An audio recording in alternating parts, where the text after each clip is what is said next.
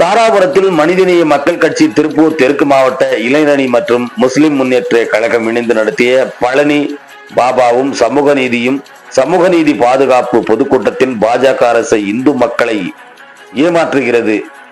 தாக்கோ eBay தனியரசு, விசிகா வன்னியரசு பேச்சு. திருப்பூர் மாவட்டம் தாராபுரத்தில் மனிதநேய மக்கள் கட்சி திருப்பூர் தெற்கு மாவட்ட இளைஞரணி மற்றும் முஸ்லிம் முன்னேற்ற கழகம் இணைந்து நடத்திய பழனி பாபாவுக்கும் சமூக நீதி பாதுகாப்பு பொதுக்கூட்டம் தாராபுரம் அரசமரம் பகுதியில் நடைபெற்றது.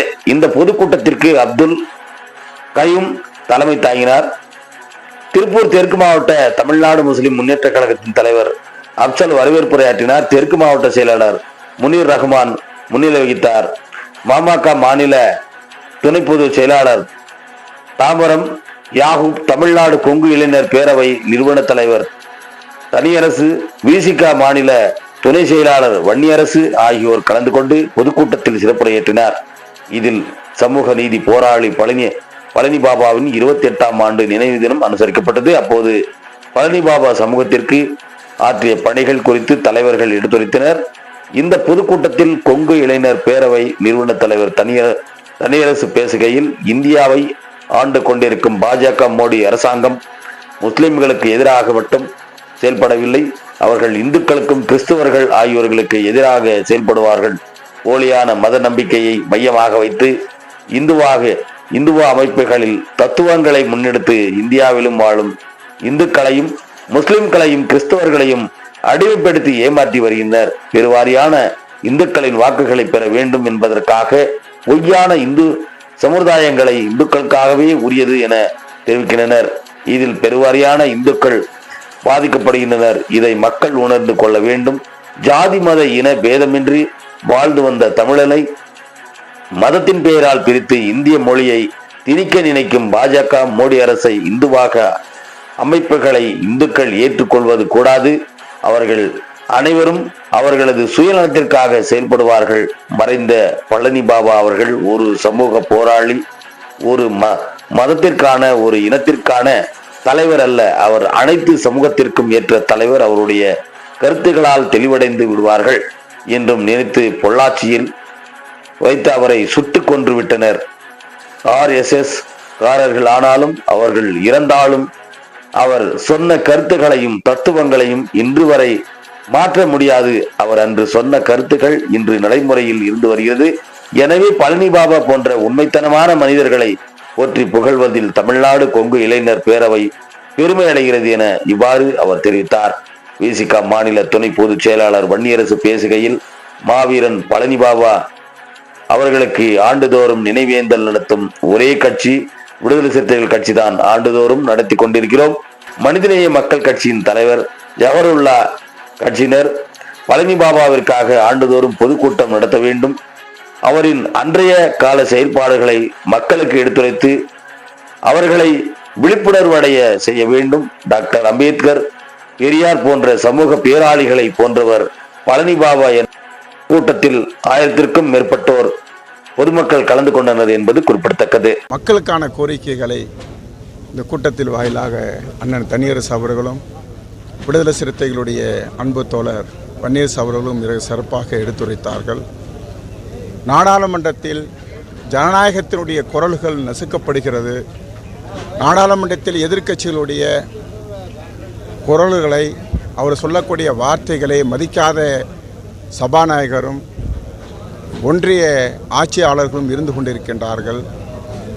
விடுதலை அடைந்து இத்தனை ஆண்டு காலமாக நாடாளுமன்றத்துடைய மரபுகள் பின்பற்றப்படாமல் நடைமுறைப்படுத்தப்படுகின்றது. அவசரமாக டில்லி தேர்தலை மையமாக வைத்து வகுப்பு வாரிய திருத்தச் சட்டத்தை ஒன்றிய பாஜக அரசு கொண்டு வந்திருக்கின்றது. இந்த திருத்தச் சட்டத்தில் மிகப்பெரிய இஸ்லாமிய மக்களுடைய சொத்துக்களை கொள்ளடிப்பதற்கான வழிவகை செய்யப்பட்டிருக்கின்றது. இதை வன்மையாக இந்த பொதுக்கூட்ட வாயிலாக மனிதநேய மக்கள் கட்சி கண்டிக்கின்றது. அதேபோல் இந்தியா ஒரு மதச்சார்பற்ற நாடு. இந்தியா அனைத்து சமூக மக்களும் உள்ளடக்கக்கூடிய ஒரு நாடு. இந்த நாட்டின் இந்தியாவுடைய அரசியலமைப்பு சட்டத்தை 1வது முறை பிரதமராக இருக்கும் போது வணங்கினார் பிரதமர் மோடி அவர்கள். 2வது முறை பிரதமராக பொறுப்பேற்ற பிறகும் டாக்டர் அம்பேத்கரால் வடிவமைக்கப்பட்ட இந்தியாவுடைய அரசியலமைப்பு சட்டத்துக்கு முன்பாக தன்னுடைய தலைகளை வணங்கி இந்தியாவுடைய அரசியலமைப்பு சட்டத்தின் மூலியமாக என்னுடைய ஆட்சி நடைபெறும் என்று சொன்னார். ஆனால் உத்தரகாண்ட் மாநிலத்தில் நேற்று பொது சொல் சட்டம் என்கிற பெயரில் ஒரு மனு சட்டத்தை அமல்படுத்தியிருக்கின்றார்கள். உத்தரகாண்ட் மாநிலத்தில் 2024ஆம் ஆண்டு கடந்த ஆண்டு உத்தரகாண்டில் ஏறத்தாழ 250 இஸ்லாமியர்களை தடி நடத்தி காயப்படுத்தினார்கள். 6 பேரை சுட்டு படுகொலை செய்தார்கள். அங்கே இருக்கக்கூடிய மசூதிகளும் மதரசாக்களும் குடியிருப்புகளை இடித்து தரமட்டமாக்கினார்கள். இதை உச்சநீதிமன்றம் வன்மையாக கண்டித்தது. அதே உத்தரகாண்ட் மாநிலத்தில் இந்திய அரசியலமைப்பு சட்டத்துக்கு இனிமே பொருந்தாது, எங்களுடைய பொது சிவில் சட்டம்தான் மனு சட்டம்தான் பொருந்தும் என்று அமுல்படுத்தியிருப்பது இந்திய அரசியலமைப்பு சட்டத்துக்கு எதிரானது, கூட்டு மனச்சாட்சிக்கு எதிரானது, மதச்சார்பற்ற குழுவுக்கு எதிரானது. இதை வன்மையாக மனிதநேய மக்கள் கட்சி கண்டிக்கின்றது. சமூக நீதியும் பழனி பாபா என்கின்ற பெயரில் இந்த பொதுக்கூட்டம் நடைபெற்றது. இந்த பொதுக்கூட்டம் அண்ணா சிலை அருகே ஏற்கனவே அனுமதி கேட்கப்பட்டது. ஆனால் காவல்துறை கடும் நெருக்கடி கொடுத்து இந்த இடத்திலே அவர்கள் மாற்றியிருக்கிறார்கள். பொதுவாக கொங்கு பகுதியிலே காவல்துறை சாதியவாதிகளாக அவர்கள் தொடர்ந்து செயல்படுகிறார்கள். ஏற்கனவே இந்த பகுதியில் இருக்கின்ற காவல்துறையை மாற்ற வேண்டும் என்று விடுதலை சிறுத்தைகள் தொடர்ச்சியாக கோரிக்கை வைக்கின்றோம். அந்த கோரிக்கையை மீண்டும் வலுப்படுத்த விரும்புகின்றோம். தமிழ்நாட்டில் காவல்துறைக்குள் ஆர்எஸ்எஸ்காரர்கள் ஊடுருவியிருக்கிறார்கள், ஆர்எஸ்எஸ் மயப்படுத்தப்படுகிறது என்ற குற்றச்சாட்டை தொடர்ச்சியாக விடுதலை சிறுத்தைகள் சொல்லி வருகிறோம். அதுதான் இன்றைக்கு நடக்கின்றது. ஆகவே மாண்புமிகு முதல்வர் அவர்கள் கொங்கு மண்டலத்தில் காவல்துறையை மாற்றிவிட்டு அவர்களுடைய செயல்பாடுகளை கண்காணிக்க வேண்டும் என்று விடுதலை சிறுத்தைகளின் சார்பில் நாங்கள் கோரிக்கை வைக்கின்றோம். இன்றைக்கு வேங்கவயல் பிரச்சனையை வைத்துக்கொண்டு 2026 தேர்தலை சந்திப்பது என்பது திமுக கூட்டணிக்கு மிகப்பெரிய ஒரு பின்னடைவாக இருக்கும் என்பதில் எந்த மாற்று கருத்தும் இல்லை. ஏனென்றால் பாதிக்கப்பட்டவர்களையே குற்றவாளிகளாக மாற்றுகின்ற போக்கு காவல்துறை தொடர்ச்சியாக செய்து வருகின்றது. யார் பாதிக்கப்பட்டிருக்கிறோமோ அவர்களையே குற்றவாளிகளாக மாற்றுவது என்பது மிக மோசமான ஒரு முன்னுதாரணம்.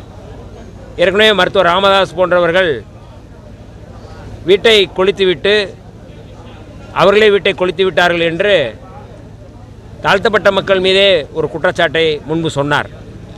அதே போல தான் இன்றைக்கு வேங்கவயலிலே தாங்கள் குடிக்கிற அந்த தண்ணியிலேயே அந்த தொட்டியிலேயே மலத்தை கலந்தார்கள் என்று சொல்வது மிக மோசமானது. அவர்கள் எடுத்த டிஎன்ஏ டெஸ்ட்டாக இருக்கட்டும், எதுவாக இருக்கட்டும், அறிவியலுக்கு எதிரானது, புறம்பானது. ஆகவே தமிழ்நாடு அரசு உண்மையான அந்த சாதிய குற்றவாளிகளை கைது செய்ய வேண்டும் என்றால் அந்த வழக்கை நேர்மையோடு சிபிஐயிடம் ஒப்படைக்க வேண்டும். இதுதான் எங்களுடைய கோரிக்கை. கூட்டணிகள் இருந்தாலும் இந்த கோரிக்கை வலிமையாக வலுவாக நாங்கள் எழுப்புவோம். இது சாதியவாதிகளுக்கு, சமூக விரோதிகளுக்கு ஆதரவாக இந்த சிபிசிஐனுடைய அறிக்கை இருக்கிறது என்பதை தெளிவுபடுத்த விரும்புகின்றோம். அதேபோல் தமிழ்நாட்டில் ஆர்எஸ்எஸ் சங் பரிவார அமைப்புகளுடைய கிளை அமைப்பாக நாம் தமிழர் அமைப்பு இன்றைக்கு ஓம் தமிழர் அமைப்பாக மாறி செயல்பட்டு கொண்டிருக்கின்றது. அதனுடைய தலைமை ஒருங்கிணைப்பாளர் சீமான் அவர்கள் பெரியாரை எதிர்ப்பது என்கின்ற பெயரிலே, திராவிடத்தை எதிர்ப்பது என்கின்ற பெயரிலே சனாதனவாதிகளுக்கு, ஆர்எஸ்எஸ்காரர்களுக்கு, இந்துத்துவவாதிகளுக்கு அவர் கைக்கூலியாக, கைப்பிள்ளையாக அவர் செயல்படுகிறார்கள். சமூக நீதிக்கு எதிராக செயல்படுகிறார். அவர் தமிழ் தேசியத்தின் முதல் எதிரி என்றால் இந்திய தேசியம்தான் இருக்க முடியும். ஆனால் அவர் தெலுங்கு தேசியத்தை முன்வைக்கின்றார்கள். இதுவே அவருடைய அந்த சனாதனத்தினுடைய சூழ்ச்சிக்கு பலியாகிறார்கள். இளைஞர்கள் எச்சரிக்கையாக இருக்க வேண்டிய தேவை இருக்கின்றது. முழுக்க முழுக்க அவர் திராவிட எதிர்ப்பை முன்வைப்பதற்கு காரணம் அவர் ஆதி திராவிட வெறுப்பை முன்வைப்பதற்கான முயற்சியாகத்தான் பார்க்க முடியும். ஏனென்றால் அவர் குடிப்பெருமையை பேசுகின்றார், சாதியவாதிகளுக்கு ஆதரவாக இருக்கின்றார், ஆணவ படுகொலைகளை ஆதரிக்கின்றார். ஆகவே இளைஞர்கள், பெண்கள் இந்த ஓம் தமிழர் என்கின்ற நாம் தமிழர் கட்சியிடம் எச்சரிக்கையாக இருக்க வேண்டும் என்று விடுதலை சிறுத்தைகள் சார்பில் நாங்கள் கோரிக்கை வைக்கின்றோம். இப்போ இங்கே தாராபுரத்தில் பார்த்தீங்கன்னா காவல்துறையில் வந்து அதிகமான கேஸ் வந்து போக்சோ சட்டங்கள் மாதத்துக்கு 2-3 கம்பல்சரி ஆகிடுது. அது இப்போ வரைக்கும் யாரும் தடுச்சு என்ன கேஸ் போடுறாங்க என்ன பண்ணுறாங்க. அது மாதத்துக்கு ஒரு 4 பேர் நினச்சி அந்த மாதிரி ஒரு தவறு செஞ்சிடறாங்க. அந்த தவறில் உள்ளே போய் பார்த்தா கடைசியாக பார்த்தா வெளியே வந்து சுற்றிட்டு இருப்பார். அந்த மாதிரி ஒன்று நடக்குது. இன்னொன்று இப்போ தனித்தொகுதியில் பல முறை அம்பேத்கர் சிலை வைக்கிறதுக்கு பல மனுக்கள் கொடுத்துட்டே தான் இது வரைக்கும் இருக்காங்க. இதுக்கு ஒரு முடிவு வர மாட்டேங்குது. அதுக்கு நீங்கள் இல்லை, அதுதான் நான் ஏற்கனவே சொன்னது போல் அந்த சிலை வைப்பது தொடர்பாக காவல்துறை அனுமதி கொடுப்பது தொடர்பாக பல கெடுபிடிகளை செய்கிறார்கள். இந்த கொங்கு பகுதியிலே பல கோரிக்கைகளுக்கு பிறகு ஈரோட்டிலே அம்பேத்கர் சிலை எழுப்பினார்கள். இந்த பகுதியில் இருக்கின்ற ஒவ்வொரு பகுதியிலும் விடுதலை சிறுத்தைகளாக இருக்கட்டும் அல்லது மற்ற அம்பேத்கர் இயக்கங்களாக இருக்கட்டும் புரட்சியாளர் அம்பேத்கருடைய சிலையை வைப்பதற்கு அனுமதி கேட்டால் காவல்துறை மறுத்து வருகிறது. அது ஒன்றே அவர்கள் எப்படிப்பட்ட சாதியவாதிகளாக இருக்கிறார்கள் என்பதை நாம் புரிந்து கொள்ள முடியும். ஆகவே எல்லா இடங்களிலும் அரசே அம்பேத்கர் சிலையை நிறுவ வேண்டும் என்று நாங்கள் கோரிக்கை வைக்கின்றோம்.